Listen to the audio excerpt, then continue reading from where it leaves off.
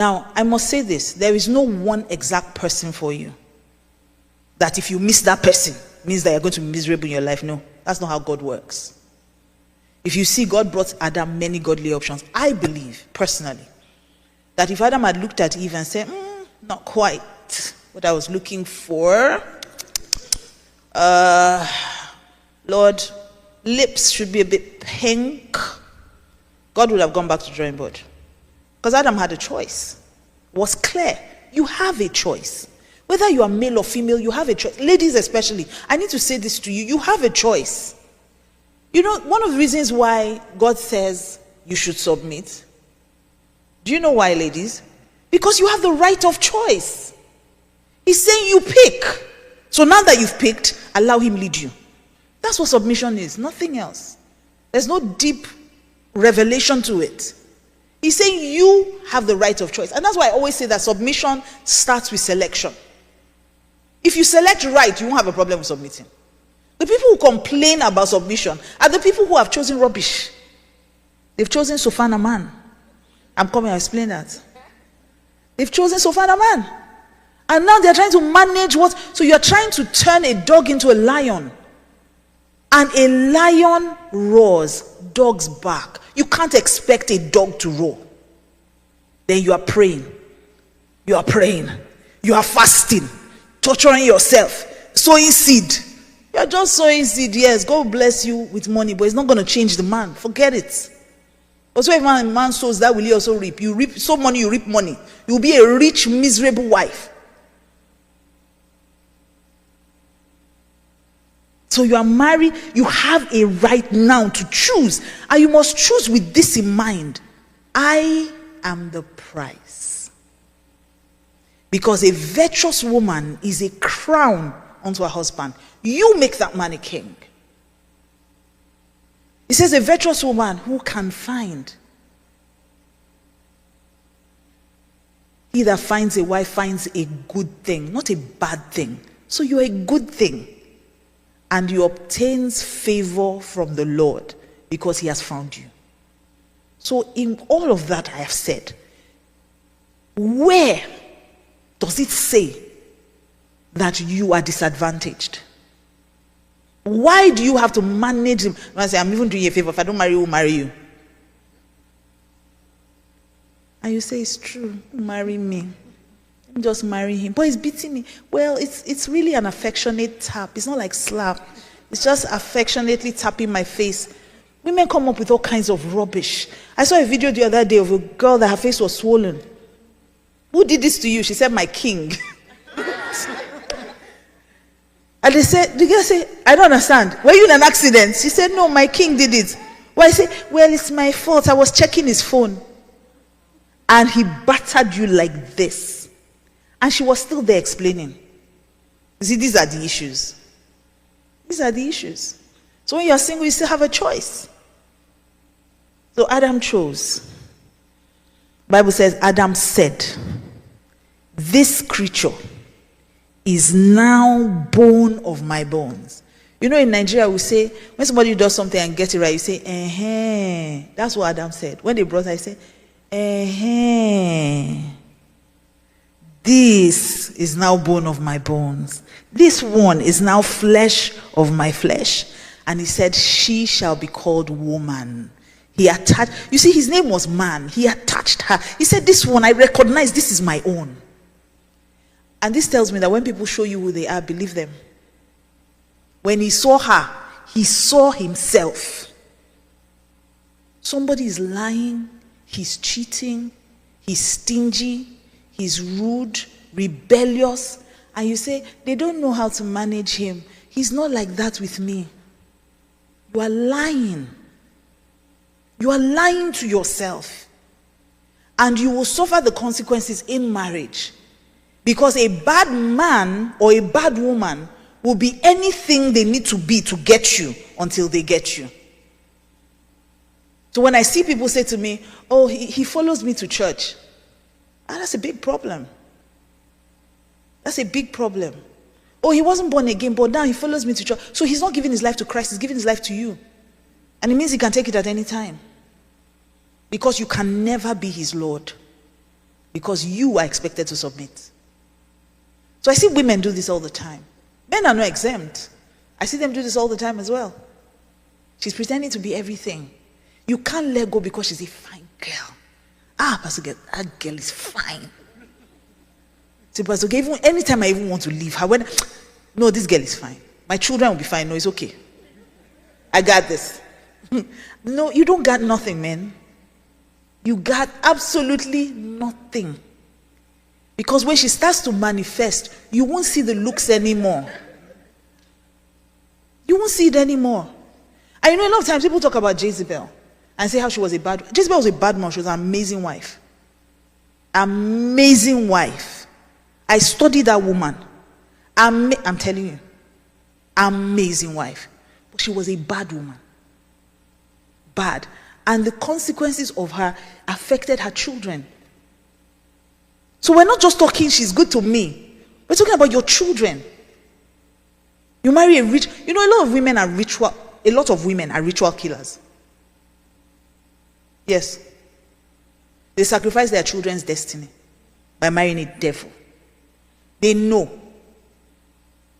I'm even coming for the people who know their genotype is AS. And they're still in love with somebody who is AS.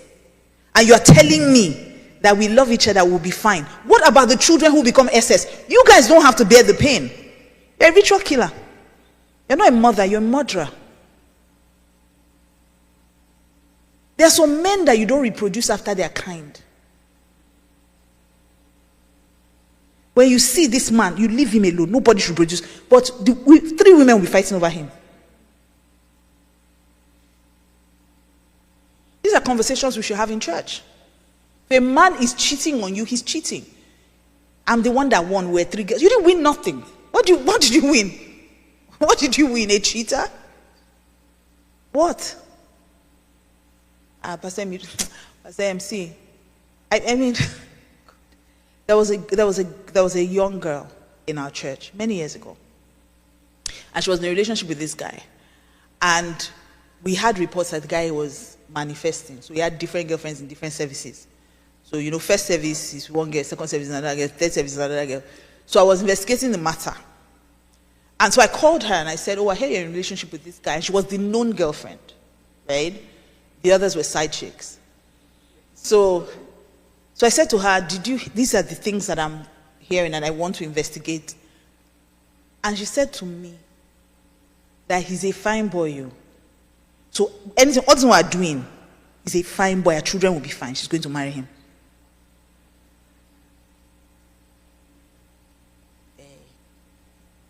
And we wonder why. No, I don't want to. A few months ago, she was calling me want to divorce. I said, you stay there. Your children are fine. Better don't move an inch. Move an inch. But these are some of the conversations we should be having. A guy will say to you, it's between me and you. Don't let anybody know. He said that to like 3 of your friends. All 3 of you are friends. Not one of you is open enough to tell the other person that I'm with this guy.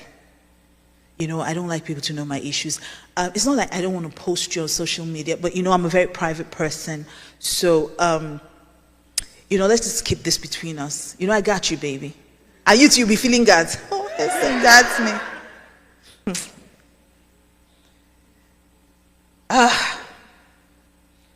Said she shall be called woman because she was taken out of a man. And then he says something very important, which I started with. He said, therefore, a man shall leave his father and his mother and shall become united and cleave to his wife, and they shall become one flesh. Covenant, commitment, one. They must be committed to each other. One. And that's what our parents understood. That when I get married, I'm one with this person, nothing can separate us except death. Marriage is a covenant. It's not something you go into lightly. Can I have 2 people? A guy and a girl. Preferably not dating. A guy, girl. A guy. This is what happens in church. Please come. Men just sit back and chill and let the women take the lead. And then when we now get married, we say, why does my wife not submit to me? Because she's a leader. You never should. Let's not do this. Let's not do this today. Okay. Are you both single?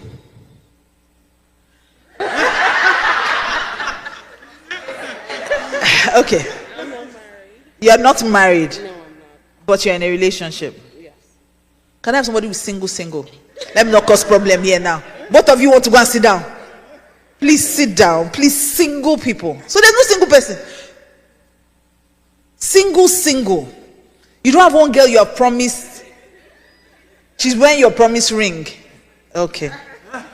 Thank you. Single.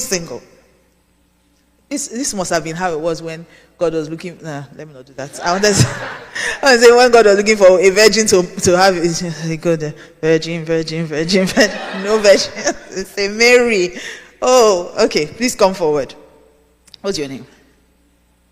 Rose. What's your name? Tola. So a Tola Rose. Okay. So,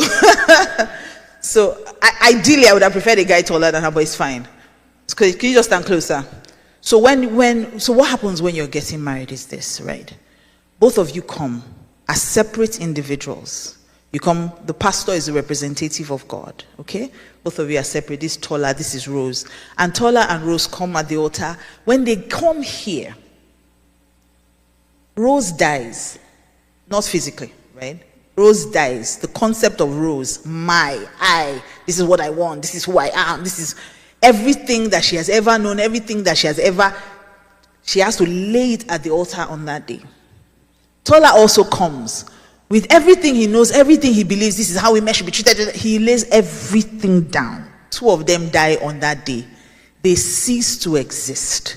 When the pastor weds them, pastor's the representative of God, when he weds them, what he does is that he joins them and they become one person. Stand together. That's why I didn't want to join anybody that is not married. So they become one person. They now become Tola Rose. Whatever. So I usually do this with Pastor K and I use Kindred. Okay, so this is Tola Rose, right? Two of them now become one person. Toes.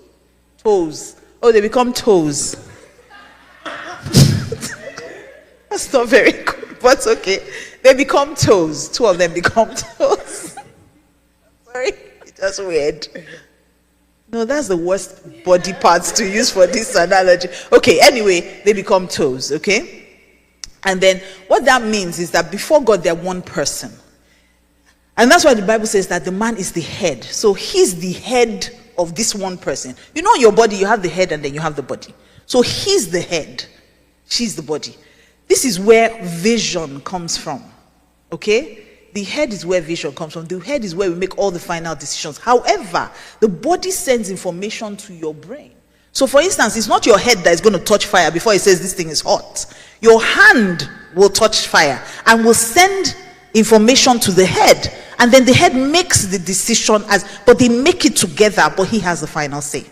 Okay? So he's the head, she's the body. The only way you can break covenant is to separate head from body. And what does that mean? Death. That's why when we take our vows, we say, till death do us part.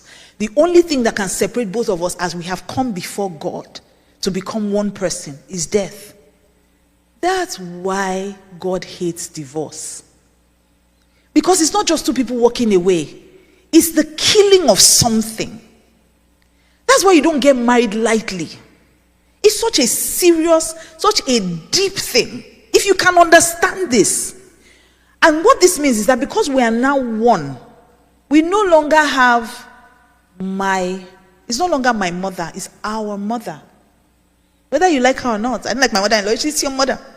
I'm sorry, you have joined with her son, so you're one. She's your mother. It's no longer my money, it's our money. It's no longer my phone, it's our phone. That's why you can't say that she can't check your phone. If you know you want to hold your phone, then don't get married. Please go and sit down. Can you celebrate them?